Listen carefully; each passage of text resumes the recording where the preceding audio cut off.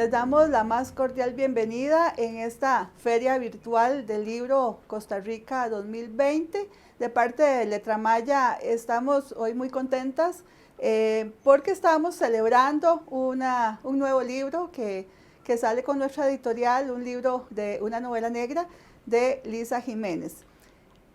Hoy nos acompañan María José Iglesias. Ella es abogada, notaria pública, decana de la Facultad de Ciencias Sociales de ULACIT. Como autora tiene publicada una novela corta que se llama Los ausentes y más de una decena de crónicas, relatos y artículos tanto en antologías como en revistas y medios literarios digitales. También tenemos el honor de compartir hoy con Alfonso Guido, nicaragüense, fundador y editor de la revista centroamericana Casi Literal, que realiza desde la ciudad de Guatemala, que desde el 2012 ha publicado más de 2.000 artículos sobre cultura, arte, literatura y coyuntura social en la región. Bienvenidos a los dos, muchas gracias. Y por supuesto, pues a nuestra invitada de honor, la autora Lisa Jiménez, como le decimos de cariño. Lisa es escritora costarricense, abogada con especialidad en Derecho Notarial y Derecho Público y docente de Derecho Público. Es autora del libro Los Pasos Rojos, cuentos cortos, relatos covidianos en el 2020. Su obra ha sido también traducida al inglés, trabaja actualmente en proyectos de resolución alternativa de conflictos, es columnista de La Revista, que es una revista digital costarricense, y en Casi Literal, revista digital centroamericana. Bueno, Lisa, realmente estamos súper contentos de tener esta novela, una gran novela, una novela que realmente nos sorprendió cuando nos llegó, porque tiene muchos elementos que, digamos, nos sacan, ¿verdad?, de la novela tradicional policíaca y bueno, dentro de los conceptos de novela negra nos lleva aún más allá de la novela. Entonces yo hoy quisiera que hagamos una conversación entre Alfonso, María José y Lisa, sobre varios aspectos importantes que tiene la novela. Yo quiero como empezar hablando de por qué a mí me llamó la atención como editora la novela. En realidad, cuando empecé a leer la novela me pareció interesantísimo la fluidez, la forma del discurso, como Lisa lo tenía establecido, porque habían inclusive escenas grotescas, muy grotescas, que parecían hasta poéticas. Entonces eso me llamó montones la atención, eso primero que nada. Después me llamó muchísimo la atención cómo ella abordaba dentro de esa búsqueda, que ya no era solo lo policíaco, sino buscaba entre los personajes, se buscaban respuestas a aspectos humanos, aspectos sociales, temáticas importantes que se abordan paralelamente en el desarrollo de la novela que es policíaca, pero que nos lleva a eso, y yo creo que eso es lo que la hace entrar en esos parámetros de novela negra. Entonces, bueno, yo quisiera tal vez empezar pues conversando con Alfonso, porque Alfonso ha visto una trayectoria en Lisa, como yo también la he visto, ¿no? Ella ha evolucionado y nos trae una novela muchísimo, bueno, muy madura, muy trabajada, muy investigada. Entonces yo quisiera pues tal vez que Alfonso, que la ha conocido también desde hace tiempo como escritora, nos pueda pues conversar un poquito al respecto. Bueno, muchas gracias. Hola, saludos, María José, Emilia, Lisa.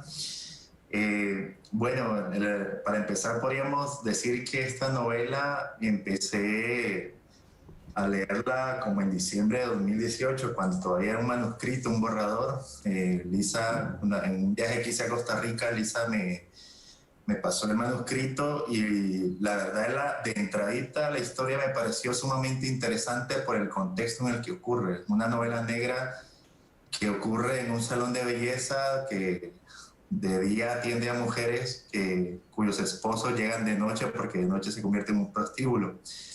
Entonces, es una novela negra porque hay un crimen y bueno, en realidad son dos crímenes, pero la investigación comienza con el segundo de ellos y hay una investigación de fondo, un investigador, que en este caso la narradora se convierte también en investigadora y la narradora también ella es estilista. Pero el contexto es interesante porque precisamente por lo que decía, que todo gira alrededor de un salón de belleza que en las noches se convierte en prostíbulo y es una novela que sin ser abiertamente social también toca distintas esferas de poder que estructuran una sociedad, toca también un trasfondo social sensible, la trata y la esclavitud de personas.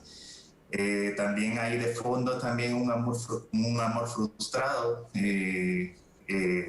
y también, pero sobre todo vemos un asunto interesante y es el del tratamiento inteligente de un tema poco explorado y acaso por ser muy específico y es el de los químicos, el uso de productos para el uso del envejecimiento y su toxicidad muy poco explorada y mencionada en grandes ámbitos. Y todo esto hace que, para mí, Flores de Pergamino le presente al lector una trama compleja, pero atrapante desde el inicio. Característica de todo buen thriller, de esos que son muy fáciles de adaptar al cine, porque son muy ricos visualmente. Proceso químico que las mujeres se aplican en el pelo, hasta la descomposición de un cuerpo, explicado a detalle cinematográfico, proeza de la narradora, y contada también en primera persona por la protagonista, que es Abril.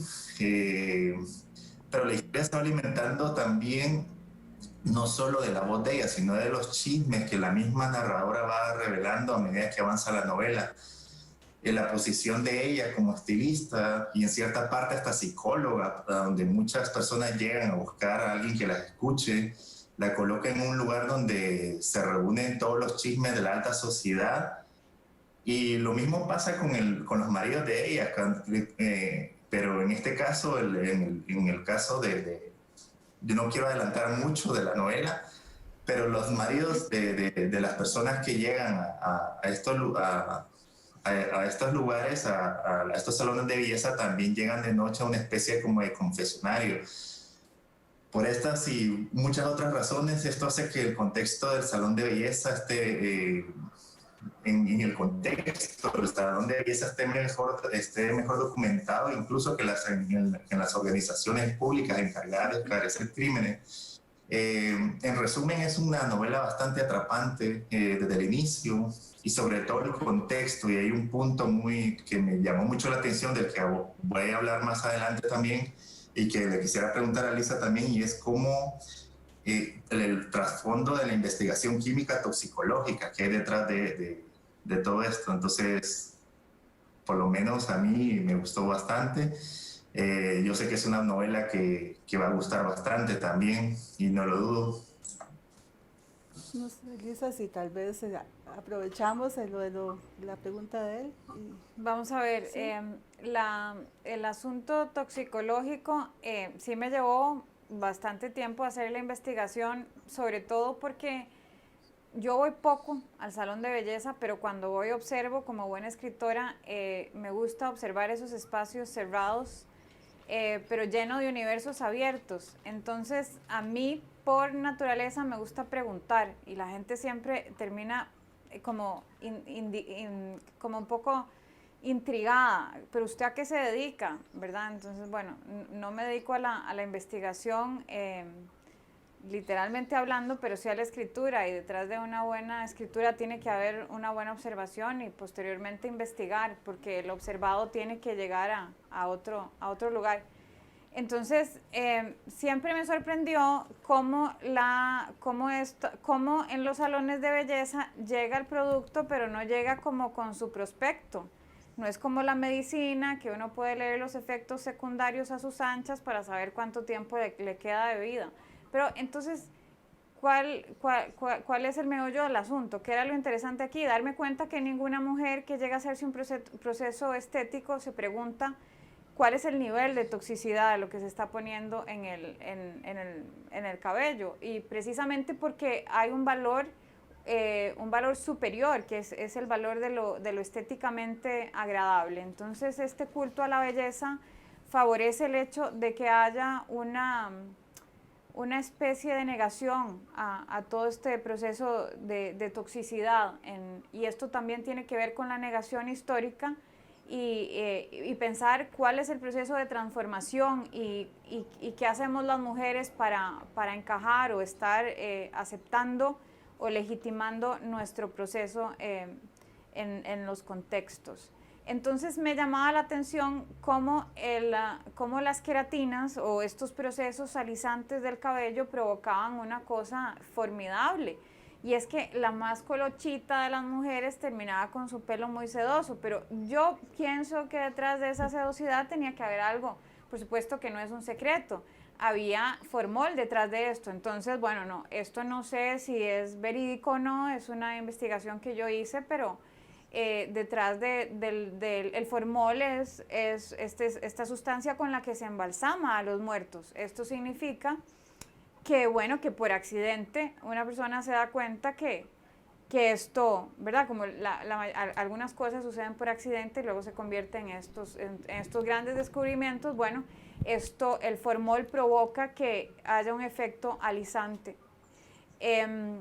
Pero posteriormente, y esto sí es real, la industria de la estética lo utiliza y los niveles de formol al inicio son aplicados por las estilistas. Probablemente llevan un curso de cómo tiene que hacer la aplicación. Entonces sí, en algún momento intervino la Organización Mundial de la Salud porque esos niveles de formol fluctuaban y sí era importante reducirlos. Pero siempre me llamó la atención y por eso le preguntaba a las estilistas cómo lo hacen, y siempre los salones de belleza pues no son espacios no son gigantescos en extensión, y yo dije, bueno, con el tiempo esto tiene que provocar daños colaterales, y ahí nace pues una investigación un poco más exhaustiva, y pues de una pregunta surge una respuesta, y de una serie de respuestas surge una historia, y bueno, aquí está Flores de Pergamino ya acompañándonos. Sí, y es que en efecto, así como ella lo está explicando, Lisa, cuando uno lee la novela realmente siente mucha afinidad y mucha certeza en lo que está leyendo, ¿verdad? Es muy verosímil todo lo que ella plantea de una manera, como decía, además, muy bonita, con un lenguaje muy atractivo, muy que invita a leer, a seguir. Y eso también, esa misma veracidad con que ella escribe, también así son los personajes. Y esos personajes entonces nos llevan por escenas policíacas que no son decía al principio, las tradicionales, sino que nos va llevando, no es esa búsqueda del culpable y resolución del problema o de la situación, sino que dentro de esa búsqueda de no solo culpable, también hay una intromisión en temas y en estados psicológicos, digámoslo así también. Entonces, no sé, María José, si quisieras hablar un poquito de eso también vos. Sí, claro, bueno, yo, al igual que Alfonso, yo sentí una evolución grandísima en Lisa, no solo respecto de obras anteriores, sino incluso en el mismo manuscrito, que eso es algo que he comentado con varios admiradores de la obra de Lisa, que es increíble el trabajo y la disciplina con que ella se compromete con su obra. Y en esta obra, los que pudimos leer manuscritos anteriores, sabemos el compromiso y el trabajo con el que ella lo elaboró. Y en el caso de los personajes, pues eso se siente muchísimo. Como hemos comentado anteriormente, esta obra tiene algo pues típico del género, que es ese desdibujamiento de los límites entre los villanos, los buenos, los malos, en donde uno puede identificarse y encontrar razones en ese entramado de por qué los personajes están siendo impulsados. Esa construcción yo la sentí muy marcada de la versión anterior a ella, como ella trabajó en la construcción de cada uno de los personajes. Y respondiendo a tu pregunta, Emilia, pues sí, yo siento que lo que hace la obra diferente es que no se queda atrapada en esa construcción o en ese desdibujamiento de los personajes y de su perfil psicológico, no se queda atrapada en la parte del suceso, en la parte policial, en la parte judicial, sino que entra en todas esas otras temáticas, porque en realidad la razón por la que los personajes de Lisa y de Flores de Pergamino son víctimas y al mismo tiempo son victimarios y están atrapados en un destino del que no logran terminar de escapar, es por todos estos temas transversales que atraviesan la obra, que ya Alfonso nos adelantó un poco, que son temas sumamente pesados y que trascienden simplemente el crimen o el tema inmediato de tiempo presente, sino que en todas esas anacronías, porque además hay un juego magistral del tiempo, ¿verdad? Con retrospectivas, prospectivas, va uno entendiendo y haciendo inmersión en el problema de la trata de personas, en problemas de corrupción, de abuso de poder, porque además la trata de personas, y lo que comentaba ahora Alfonso del tipo de clientela que va ahí, no es cualquier clientela, ¿verdad? Son políticos, son personas influyentes que entonces gozan de impunidad para además cometer actos de corrupción en su negocio, para incursionar en la industria del farma de una manera totalmente inescrupulosa. Entonces, quienes en uno de estos escenarios son victimarios o son villanos o son personas que uno pensaría personajes llenos de antivalores, por otro lado uno los ve atrapados como víctimas en muchas de estas situaciones, y la forma en que ella lo expone no es como buena escritora y buena autora que es, no es aleccionadora. No. Desde luego, Lisa nunca escribe desde una perspectiva aleccionadora ni moral, sino mostrándonos todos los sustratos y todos los niveles de la realidad, permitiendo una lectura muy rica, muy multidimensional, y eso le da una profundidad grandísima a los personajes, que hace eso, que uno los pueda ver desde todas esas perspectivas. Más bien yo quisiera preguntarle a Lisa cómo hizo para esa construcción, siendo no solo abogada, tal vez ahí la resolución de conflictos sí te ayuda a comprender mucho la psicología de las personas, el manejo del conflicto, pero además Lisa trabajó en la administración de justicia y sin embargo uno no lo siente para nada como un corset, porque ella se desvincula totalmente del relato policial tradicional, no se queda en los tecnicismos, en el expediente, sino que trasciende y vuela a todos estos otros temas. Entonces, no sé si te costó quitarte el sombrero, si fue consciente o cómo fue ese proceso. Bueno, hace 20 años quizá recuerdo que una filóloga, que ahora es una poeta, una gran amiga, corrigió uno de mis primeros textos. Y claro, yo dije, esto es una obra maestra, esto va a una editorial pública y va a ser aceptado, lo cual no sucedió. Pero entonces esta española, como buena española, me dijo, yo he leído novelas muy malas, pero uno quiere saber quién es el asesino, entonces uno se la termina devorando. De lo que habla María José es muy importante para mí, porque yo no quería sostener esa camisa de fuerza de ser una abogada escribiendo una novela y que se notara. Que se notara que era un ejercicio forzado. Quería quitarme el sombrero de abogada y ponerme esa camisa de escritora y darme cuenta que a mis manos habían llegado novelas negras donde había un excesivo uso de ese tipo de recursos.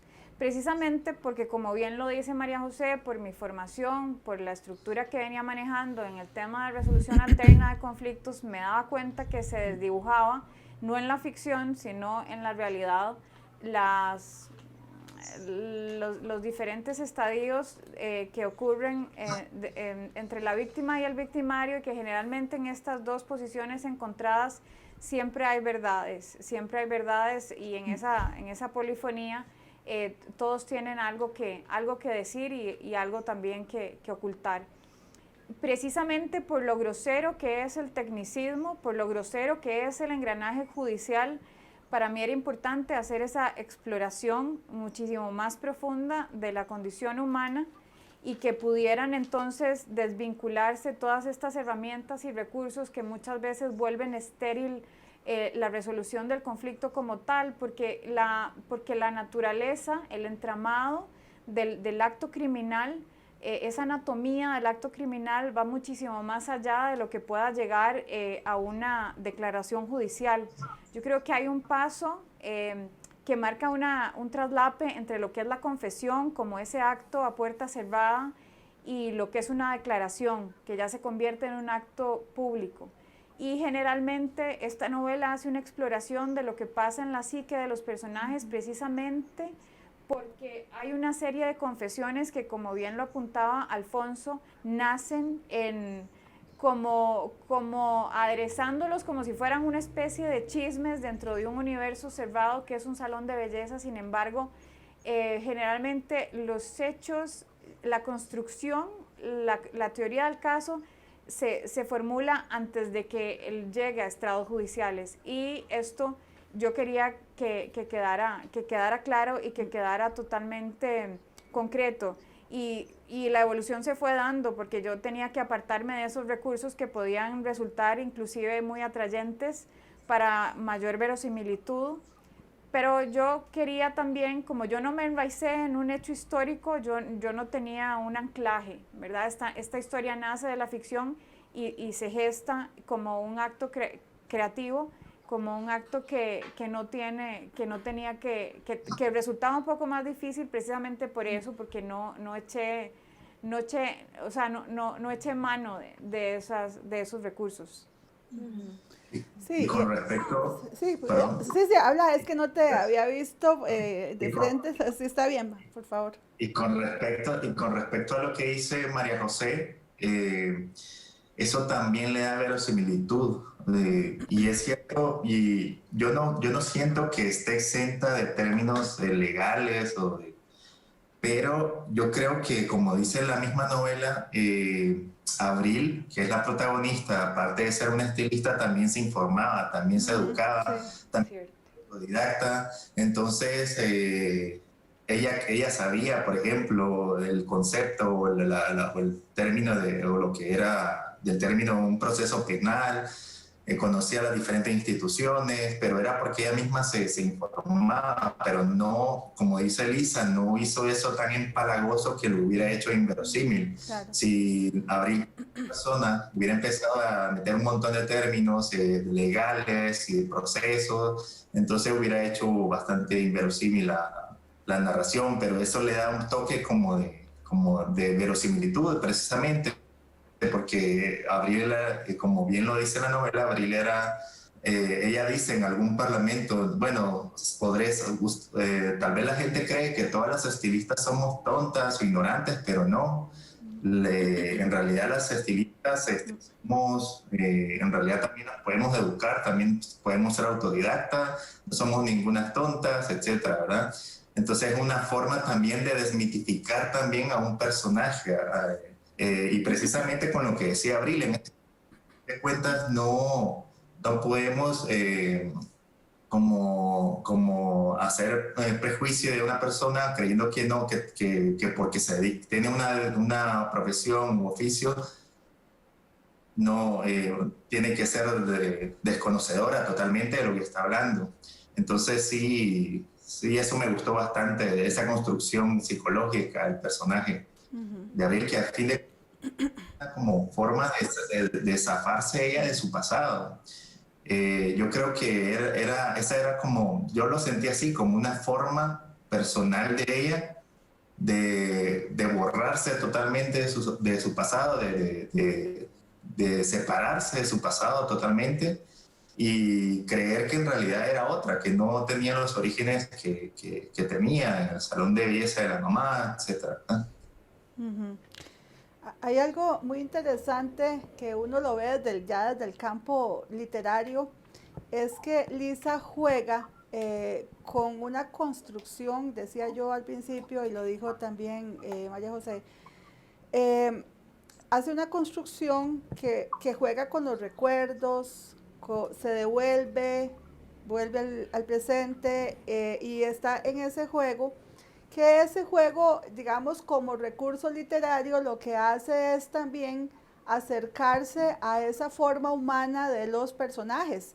Eso es de lo que a mí también me llamó mucho la atención. Yo decía que esa psiquis, ese juego de los personajes, esa humanidad de ellos, eso lo hace muy valioso porque entonces precisamente ahí es donde Lisa da el salto entre eso tan teórico que podría ser construir un personaje de una forma, pero no, estos personajes no son de una forma, son personajes humanos que evolucionan y que interiorizan también inclusive su misma vida, su misma filosofía de vida, juegan en diferentes estadios psíquicos y emocionales que hace que el lector también se involucre y de una manera como comprensiva, digamos, comprensiva, ahora lo decías vos, de no juzgar y no es quién es el culpable y quién no, ¿verdad? Que es lo que con lo que se tiende siempre a jugar en la novela policíaca, detrás del culpable y ya, y que lo encontremos. Aquí no, aquí, bueno, eso pasa, sí, pero detrás de todo eso uno va evolucionando con los personajes, uno va sintiendo esas trayectorias emocionales y psicológicas, inclusive de reencontrar con sus pasados, con sus infancias, con sus evoluciones humanas.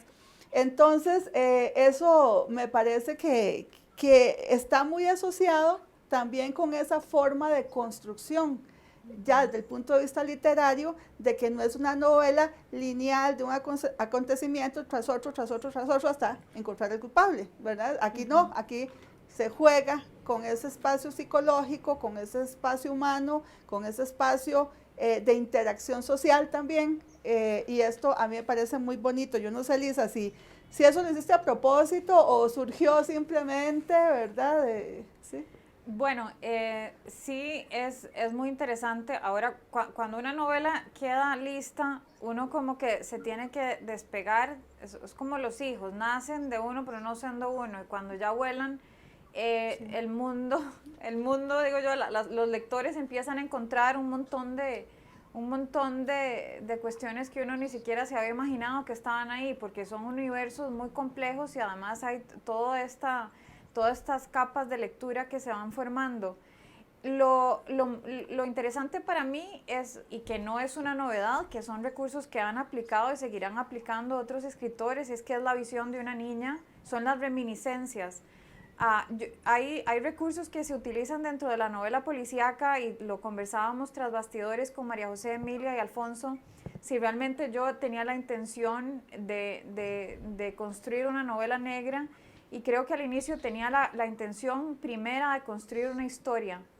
Y lo que tiene también una gran trascendencia es el hecho de que a mí me gustan ciertas películas de cine independiente, y a veces cuando estaba en medio del proceso yo veía como que me identificaba profundamente con el victimario y yo decía, es que no, es que tiene que matarlo porque se lo merece. Entonces esta construcción también dentro de mi propia literatura tenía que ver con esos impulsos que son tan humanos, donde quién no ha tenido ganas de matar. Y en esto de matar también, que bueno, y sí, ahí tuve el privilegio de haber llevado de clases de Derecho Penal y Procesal Penal, y entonces entender que hay diferenciaciones, ¿verdad? Pueden haber ejecutores intelectuales y están los ejecutores materiales. El ejecutor intelectual es el que tiene todo en esa cabeza y muchísimas veces en esa fascinación o en esa ilusión de llevar a cabo un crimen. Bueno, pues yo me di gusto con Flores de Pergamino y ahí está esa construcción. Sin embargo, por mi formación también era importante hacer esa exploración. Yo creo que no, la conducta humana está llena de matices, y toda esa coloración quería que estuviera ahí. Algún escritor de novela negra decía que la novela negra tiene que convertirse, porque le preguntaban si la novela negra era un género menor, y él dijo, no, de ninguna manera. Género menor debería ser alguna poesía que no sirve, o género menor debería ser cualquier género de novela romántica. El punto es que él establecía que la buena novela negra tenía que ser un lienzo, y ese lienzo tiene que pintar algo. En este caso yo sí quería hacer una experimentación para que no hubieran no fuera una temática local, ¿verdad? Tal vez es pretencioso pensar que es la universalización de una temática o de un contexto, de varias circunstancias, pero en este sentido sí quería que los personajes pudieran ser entendidos y que pudieran llegar a tener esa conciencia de estar por encima de algo que fuera meramente local, y creo que ahí es donde la naturaleza humana echa a andar dentro del juego, que es a través de estas reminiscencias y a través del ojo de una niña que no tiene ideológicamente, yo creo que Abril, que es el personaje principal, uno de los personajes principales, cuenta con cierta ingenuidad, pero es como la ingenuidad de las reminiscencias, y es esa lucha entre la memoria y el olvido, donde los personajes necesitan ir reconstruyendo lo que son, ¿verdad? Y lo que son para saber qué es lo que fueron, para saber en este momento en dónde están ubicados. Y bajo esa premisa también hay algo interesante, y es que las novelas buenas o las novelas negras deberían no solamente definir cómo, sino por qué sucede el acto criminal, y ahí entonces hay un montón de fibras que deben tocarse, y a través de esas fibras entonces, como bien lo comentamos, pueden entonces evolucionar de una mejor manera los personajes. Yo tengo una pregunta, Lisa, porque es un hilo conductor que lo mencionó Alfonso, lo mencionó Emilia y lo mencionaste vos, que son los estadios de evolución de los personajes y cómo toda la cuestión temporal los va transformando, porque me evocó necesariamente algo que también hemos conversado tras bambalinas, porque es una imagen muy fuerte del libro, los estados larvarios y toda la investigación de entomología forense que tuviste que haber realizado, porque son imágenes muy contrastantes. Por un lado resiste siempre la imagen de las flores y cuestiones muy, muy hermosas y muy bellas dentro de ese ambiente, dentro de toda esa historia tan hostil y tan densa, y por otro lado, toda esta parte que, como dice Emilia, a pesar de poder ser grotesca, en realidad se narra desde la estética. Entonces, igual que Alfonso te preguntó por el nivel de investigación en ese tema específicamente, dos cosas. Primero, ¿cómo fue el proceso de investigación? Y segundo, ¿cómo lo visualizaste para plantearlo de una manera que es hasta bonita, hermosa? Bueno, lo primero que hice fue investigar, porque en esto yo no tenía conocimiento, porque yo, bueno, soy abogada, pero para eso existe, bueno, la criminalística, y hay ciertas especialidades que son los que gestan a los grandes investigadores o a los investigadores de los procesos. Entonces yo sí investigué qué papel jugaba la entomología forense para la resolución de algunos casos, y en verdad es increíble como los insectos en los diferentes tipos, los diferentes niveles de prelación y todas esas jerarquías que existen entre un cadáver en lugares abiertos, ¿verdad? A la intemperie. Esto es muy interesante porque lo marcan, ¿verdad? Pueden indicar cuándo y cómo, cuánto tiempo lleva un cadáver de estar descompuesto. En realidad yo no soy de ver estas series que se dan así como de noche y que no dejan dormir a la gente, pero sí yo prefería leer teóricamente, empaparme un poco de cómo funcionaba esta cuestión de los insectos y cómo iban devorando poco a poco, y sin darme cuenta, por eso yo creo que terminó siendo algo poético, sin darme cuenta, a mí me gustó cómo era que esto, es decir, resultó una fascinación darme cuenta cómo ese proceso de degradación, que es un proceso natural, y que finalmente el cadáver es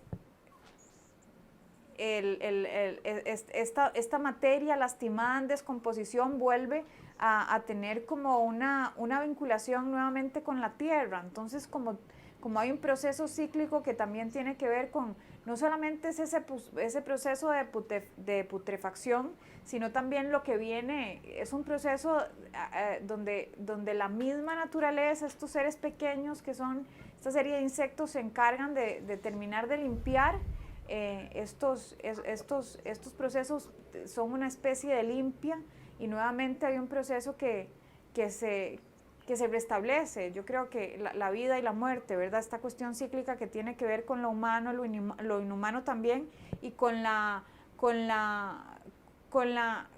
cuestión que tiene que ver que se da un crimen, hay un acto criminal, hay una persona que tiene un impulso de hacer daño, ejecuta una acción y esto lleva, por supuesto, a un resultado. Entonces no es la normalización de la conducta, pero sí es de alguna manera ver cómo ese impulso instintivo está dentro de la naturaleza humana, que puede estar refrenado, puede estar reprimido, pero de alguna manera las sociedades tenemos que lidiar con esto y en la novela pues se da esa circunstancia. Y no solo se da, sino que en el mismo lenguaje se siente mucho, o sea, cuando uno lo está leyendo, realmente, bueno, uno como editora siempre uno está leyendo y es como, sí, esta es un libro para letra maya, dice uno, ¿verdad? Porque yo empecé a leer y claro, esas intervenciones en los primeros capítulos que hace sobre las moscas, por ejemplo, por eso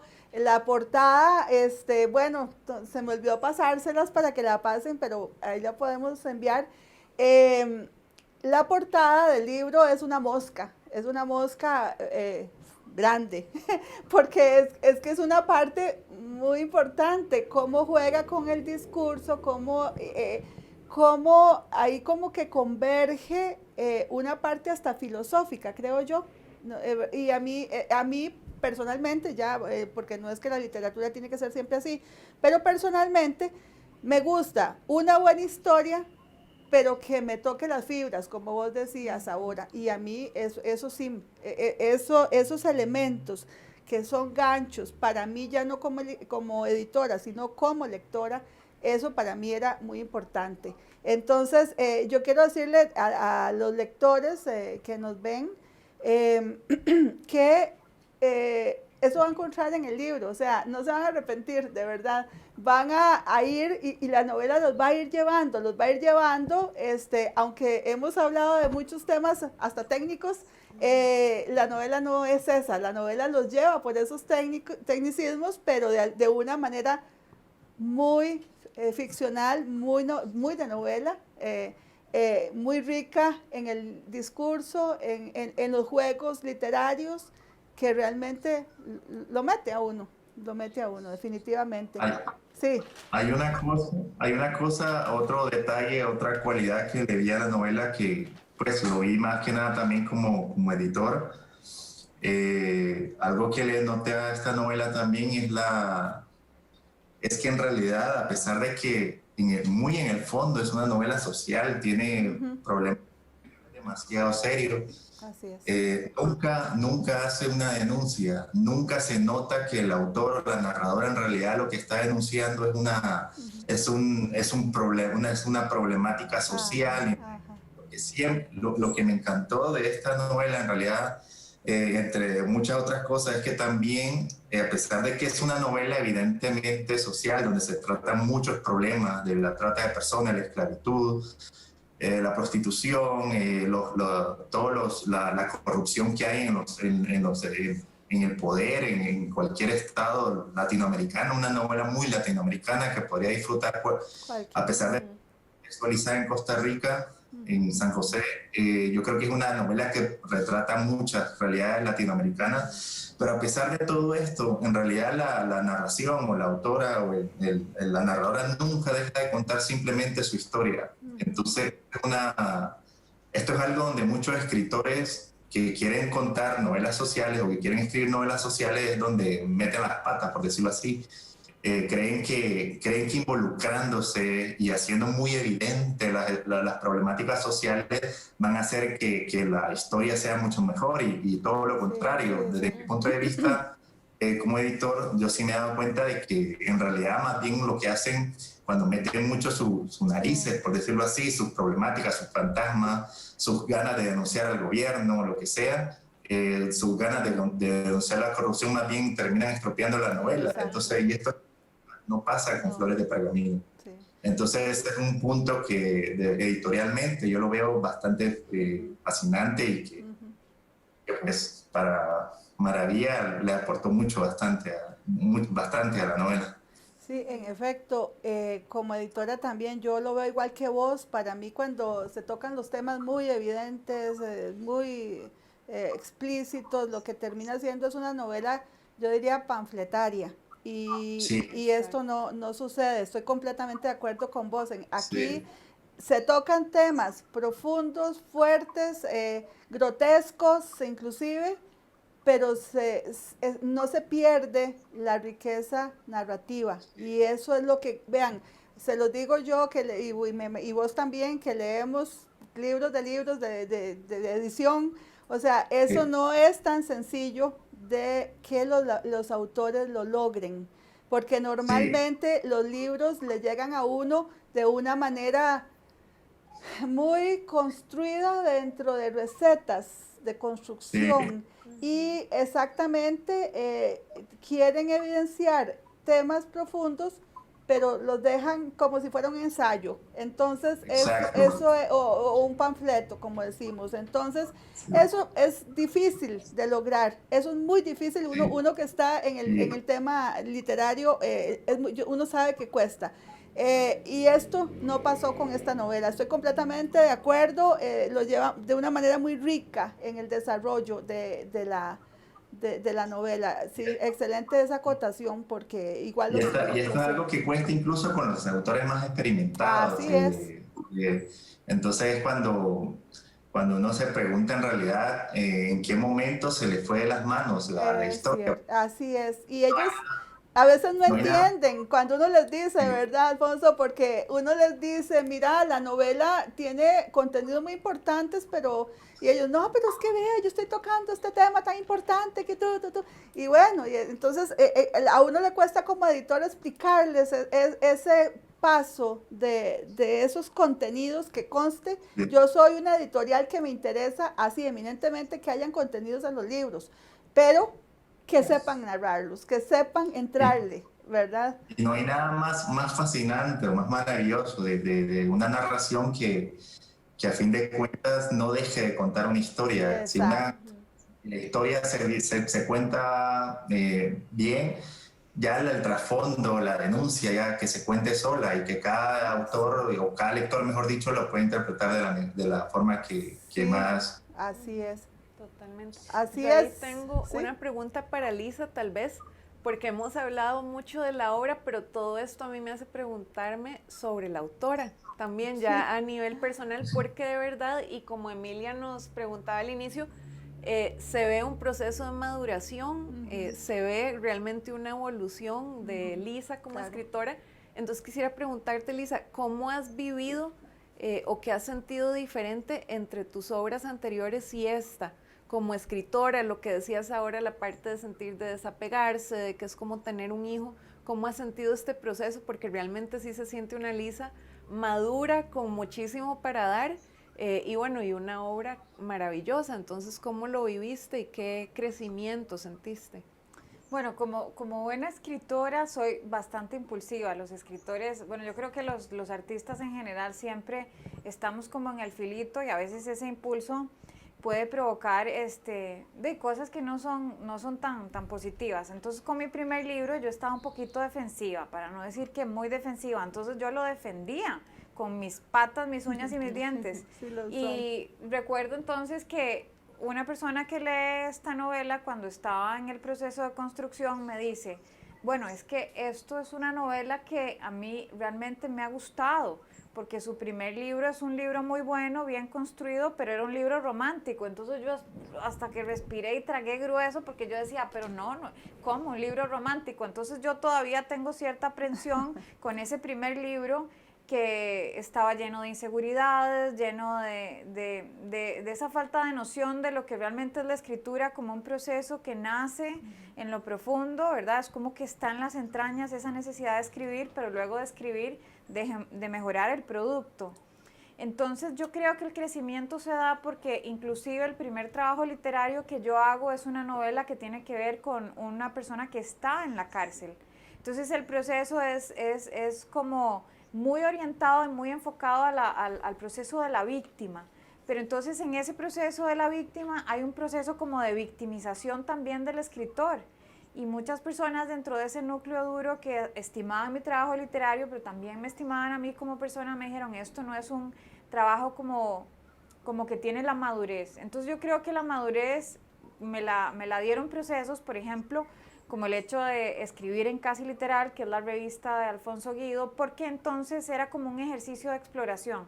Y recuerdo que los primeros ejercicios, como que Alfonso me enviaba mis artículos de vueltas con un montón de comentarios, no entiendo esto, tiene que mejorar la idea, y ahí como que fui entendiendo que si uno puede como escritor escribir una columna y investigar un tema y poder sintetizar este tema, esto también provoca una evolución en el escritor que quiere, en esta idea idílica de estar sentado con su máquina de escribir o su computadora, de hacer la gran obra, si hay un trabajo que tiene que ver con la disciplina. Entonces hay algo que yo he hecho siempre. A mí me gusta mucho observar los espacios y las conductas, pero detrás de esa observación de espacio, conducta, ambientación, también tenía que nacer como un proceso de investigación, y a través de la investigación hay una posibilidad entonces de encuadrar la historia y de tener como esas riendas, como amarrarse, no ser explosivo, tratar de tener esa contención. Y esos personajes también son difíciles de dibujar y de desdibujar. En eso también recuerdo estar con algunos meses de embarazo e ir a la casa de Emilia, y le di la novela, y yo estaba como muy insegura porque yo dije, bueno, tal vez no es el tiempo. Y entonces yo le dije, Emilia, pero tengo otro material por aquí. Ella me dijo, no, espérese, hay que hacer algunas correcciones de contenido, pero esto va porque va. Y me hace una serie de comentarios y me da una serie de consideraciones muy puntuales que reforzaron. Yo creo que detrás de un proceso de madurez en la escritura tienen que haber personas, esto no lo hace solo. Creo que hay personas que son claves y que son, que su ayuda también y su estímulo y su consejo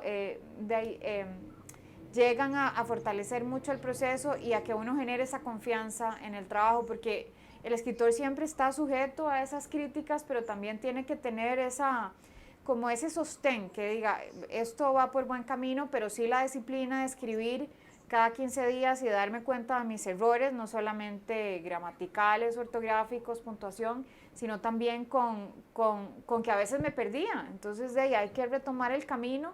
Y bueno, entonces yo creo que ha sido un proceso donde yo no he trabajado sola, hay mucha gente que me ha ayudado. Bueno, María José ha sido también, ella es escritora y una gran amiga, y siempre ha estado ahí. Esta novela la leyó cuando estaba muy crudita, y entonces me dijo, me gusta la temática, y de hecho ya había hecho ciertas anotaciones. Entonces por aquí han pasado muchísimas manos que han ido moldeando, y eso es importante porque esa gratitud permanece y el agradecimiento es fundamental en estos casos.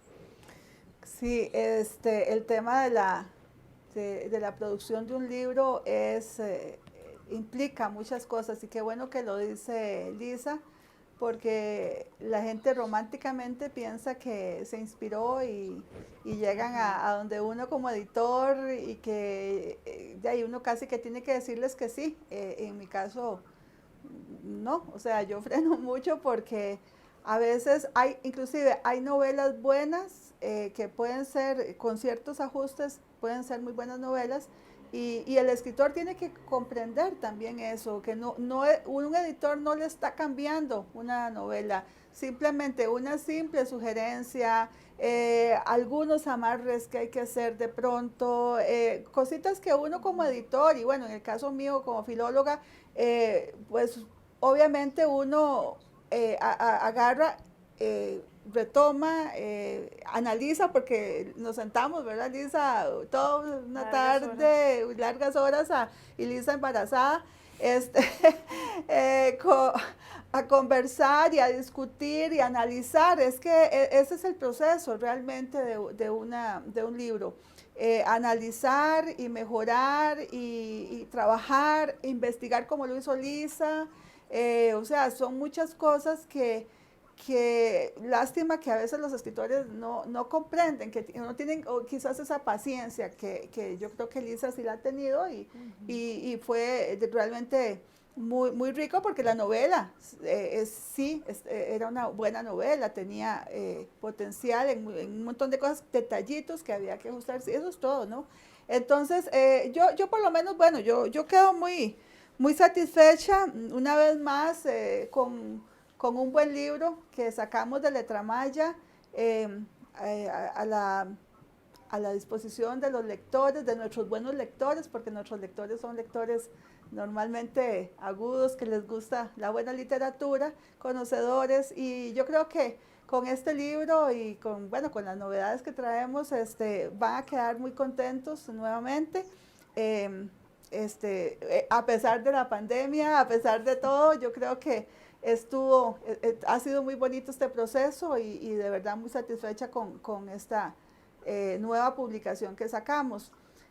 No sé si Alfonso o vos quieren referirse a algo más, sino como para ir, yo creo que ya cerrando más o menos, ¿verdad? Bueno, yo quisiera felicitarlas a las dos Gracias. para el cierre. Realmente todos los parabienes para la autora, la editorial y para las Flores de Pergamino, Sí. que ojalá muchísimas personas tengan el privilegio de disfrutar, pero además se nota el proceso de curaduría, lo que decía Lisa, sobre todo ese proceso de trabajo, quienes la conocemos y sabemos lo rigurosa que es Lisa en su trabajo, lo intensa, como dice ella, que ella tiene personalidad y corazón de artista, y eso es indisoluble en Lisa. Claro. Lisa como mujer, como amiga, como escritora, es intensa y apasionada en todo lo que hace y en su trabajo también, así que creo que hicieron un encaje perfecto con una editorial que hiciera ese proceso tan hermoso. La portada está hermosísima, sí.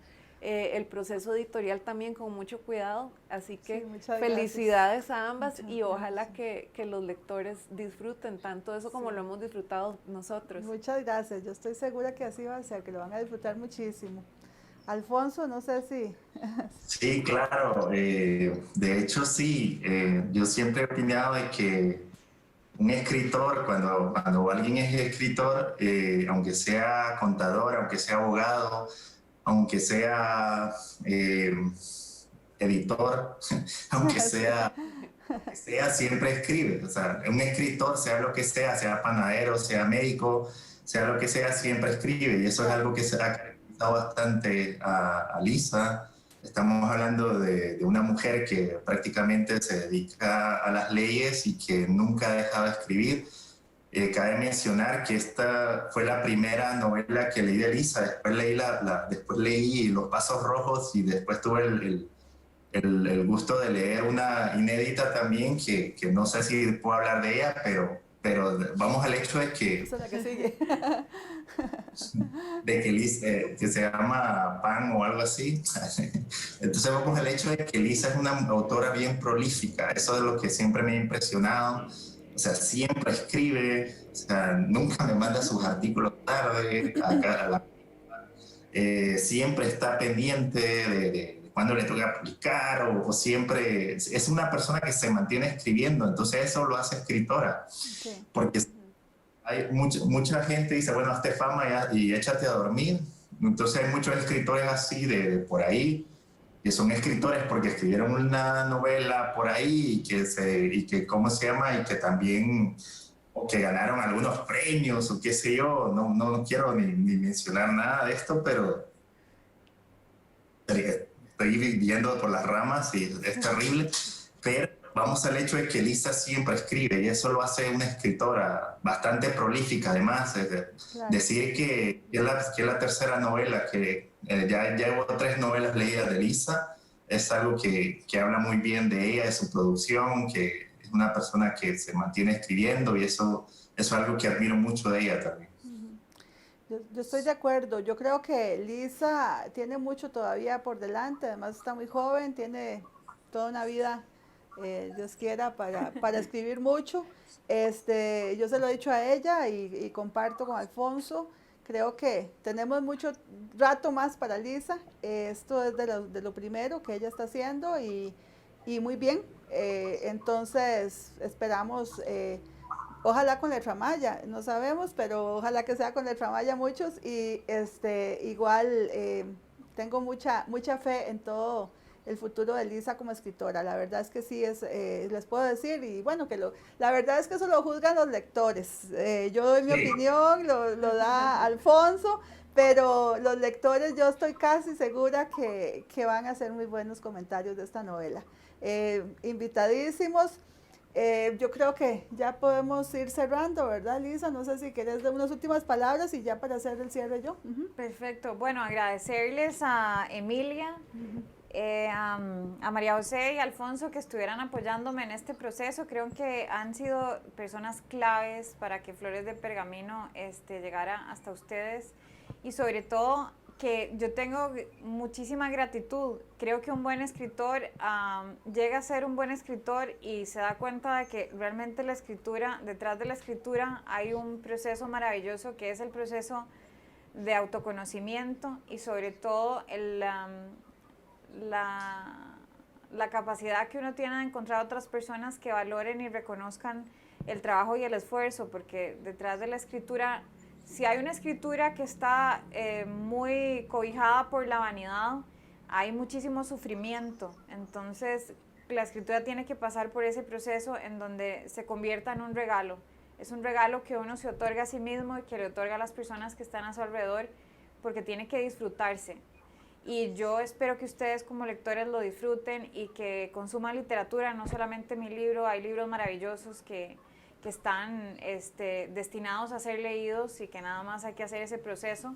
Y sobre todo a las mujeres que escriban y que no, ni un paso atrás. La literatura es un camino que debe estar construido por hombres y por mujeres, y que el camino de la novela negra tampoco tiene que ser un camino que esté estrictamente diseñado para ciertos hombres o para ciertas mujeres. Entonces, para mí esto es una fiesta, y lo que siento es agradecimiento y mucha paz de que el proceso esté terminado, y ahora viene la parte divertida, que es como que empiece a rodar la novela y empiece a circular y la gente empiece a comentarla, y que realmente ese proceso lúdico le favorezca a quien la lea, y que por supuesto me va a llenar de enorme alegría a mí, que fui quien la escribió, pero con una serie de personas a mi alrededor que hicieron posible que el proceso de escritura llegara a ser un proceso estético maravilloso, que es el libro que hoy por hoy va a estar en las librerías y en las bibliotecas de muchos de los lectores y de las lectoras. Ojalá, muchas gracias. Ojalá. Bueno, de mi parte me despido, agradezco también el espacio, a los compañeros que nos han apoyado también en la parte técnica, a Banfield por el espacio que nos cedió también. Y bueno, con la esperanza, de verdad que yo creo que sí, va a ser algo muy positivo esta publicación. Y también los invito a las personas a visitarnos en www.letramaya.com. Ahí tenemos los libros. Nos pueden además contactar para cualquier pregunta que tengan, cualquier comunicación que quieran tener con Lisa o a Lisa directamente, por supuesto. El libro estará, bueno, estamos en la feria virtual del libro hasta el 6 de diciembre. En el stand del pabellón Punta Arenas, en el stand de Letra Maya, nos pueden buscar ahí, o bien directamente en nuestra página. El libro pronto también, ya a partir de diciembre, va a estar en las librerías, en las principales librerías del país. Y como les digo, pues nos contactan cualquier información que gusten, y nosotros se los hacemos llegar en este tiempo de pandemia que ha sido tan difícil. Pues trabajamos con Correos de Costa Rica y pues ahí se los mandamos a cualquier lugar que haya que mandarlo, ¿verdad? Así que muchas gracias por la atención, muchas gracias Alfonso, muchas gracias María José, muchas gracias Lisa por la confianza también en la editorial, y quedamos a las órdenes de todos.